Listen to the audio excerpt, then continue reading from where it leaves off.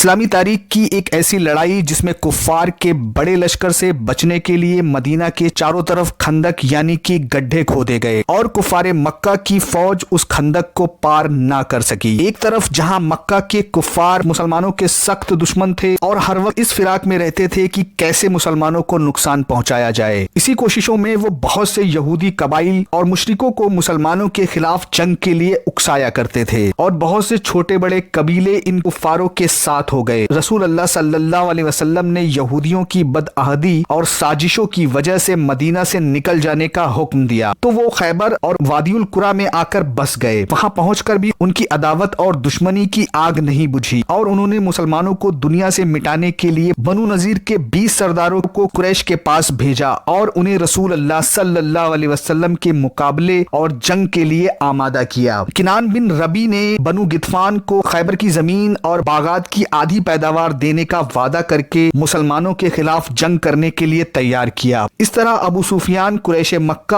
اور بنو سلیم، بنو سعد وغیرہ قبائل کے مل جانے کی وجہ سے 10,000 کا لشکر تیار ہو گیا اور مسلمانوں کو ختم کرنے کے ارادے سے مدینہ کی طرف روانہ ہو گیا۔ شوال سن 5 ہجری میں رسول اللہ صلی اللہ علیہ وسلم کو اطلاع ملی قریش اور یہودی متحد ہو کر مدینہ پر حملہ کرنا چاہتے ہیں اور مسلمانوں کے وجود کو ہمیشہ کے لیے مٹانا چاہتے ہیں، تو آپ صلی اللہ علیہ وسلم نے مدینہ میں قلعہ بند ہو کر دفاعی جنگ کرنے کا ارادہ ظاہر کیا۔ اس موقع پر حضرت سلمان فارسی رضی اللہ عنہ نے گھڑ سواروں کے حملے سے بچنے کے لیے خندق کھودنے کا مشورہ دیا۔ آپ صلی اللہ علیہ وسلم کو یہ رائے پسند آئی اور دشمن سے حفاظت کے لیے مدینہ کے شمالی میدان اور کھلے حصے میں خندق کھودنے کا حکم دیا اور آپ صلی اللہ علیہ وسلم نے خود نشان لگا کر ہر 10 صحابہ کو کھودنے کے لیے 10 گز زمین تقسیم فرما دی۔ صحابہ رضی اللہ عنہم صبح و شام روز خندق کی کھدائی میں مصروف تھے کہ اس دوران ایک سخت چٹان سامنے آ گئی۔ آپ صلی اللہ علیہ وسلم نے اللہ کا نام لے کر اس پر 3 بار کدال ماری جس سے چٹان کے ٹکڑے ٹکڑے ہو گئے اور آپ نے ملک شام، ایران اور یمن کی فتح کی خوشخبری بھی سنائی۔ 3000 صحابہ نے 6 دن میں تقریباً 3 کلومیٹر کی لمبی، 5 گز چوڑی اور 5 گز گہری خندق کھود کر تیار کر دی۔ صحابہ رضی اللہ عنہم نے سخت سردی میں بغیر سامان کے فاقے کے باوجود پوری ہمت و طاقت کے ساتھ خندق کھودنے کے کام کو انجام دیا۔ حضرت ابو طلحہ رضی اللہ عنہم نے بھوک کی شدت سے اپنے پیٹ کو کھول کر دکھایا جس پر ایک پتھر بندھا ہوا تھا۔ یہ دیکھ کر آپ صلی اللہ علیہ وسلم نے اپنے پیٹ کا کپڑا ہٹایا تو صحابہ رضی اللہ عنہم نے دیکھا کہ اس پر 2 پتھر بندھے ہوئے تھے۔ ایک دن رسول اللہ صلی اللہ علیہ وسلم نے صبح سویرے سخت سردی، بھوک پیاس کی حالت میں صحابہ کو خندق کھودتے ہوئے دیکھ کر یہ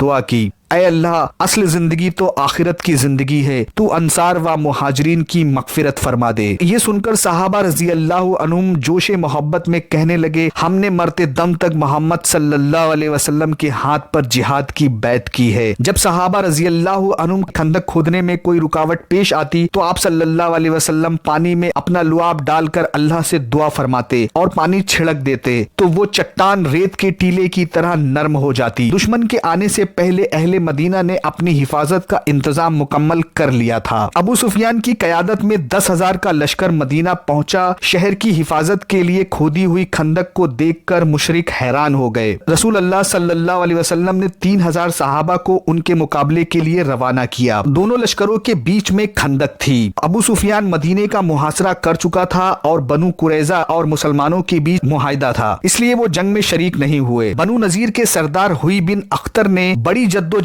اور کوشش کر کے بنو قریظہ کے سردار کعب بن سعد کو لالچ دے کر مسلمانوں سے بدعہدی کرنے پر آمادہ کر لیا اور اپنے ساتھ شامل کر لیا۔ اس بدعہدی سے مسلمانوں کو بڑا صدمہ ہوا اور دوسری طرف منافق مسلمانوں سے بہانے بازی کر کے میدان چھوڑ کر جا رہے تھے۔ اس طرح مسلمان اندرونی اور باہری حملوں کے بیچ میں آ گئے۔ محاصرے کی شدت اور سختی کو دیکھ کر آپ صلی اللہ علیہ وسلم نے بنو غطفان کو مدینے کی 1/3 پیداوار دے کر ابو سفیان کے لشکر سے الگ ہو جانے پر صلح کا ارادہ فرمایا، مگر حضرت سعد بن معاذ رضی اللہ عنہم اور سعد بن عبادہ رضی اللہ عنہم جیسے بہادر صحابہ نے عرض کیا: یا رسول اللہ صلی اللہ علیہ وسلم، ہم تلواروں کے علاوہ ان کو اپنا مال ہرگز نہیں دیں گے، وہ جو کرنا چاہیں کر لے، ہم مقابلے کے لیے تیار ہیں۔ خندق کی جنگ میں مشرکوں نے 10,000 کا لشکر لے کر مدینے کا محاصرہ کر دونوں طرف سے تیر اندازی اور سنگ باری کا تبادلہ ہوئے 2 ہفتے گزر چکے تھے تو قریش نے تمام फौज को जमा करके हमला करने का मंसूबा बनाया। इत्तेफाक से एक जगह पर खंदक की चौड़ाई कम थी तो अरब के मशहूर बहादुर अम्र बिन उब्दे वुद और उसके साथियों ने घोड़ों को दौड़ाकर खंदक को पार कर लिया और मुसलमानों को 3 मरतबा मुकाबले के लिए ललकारा।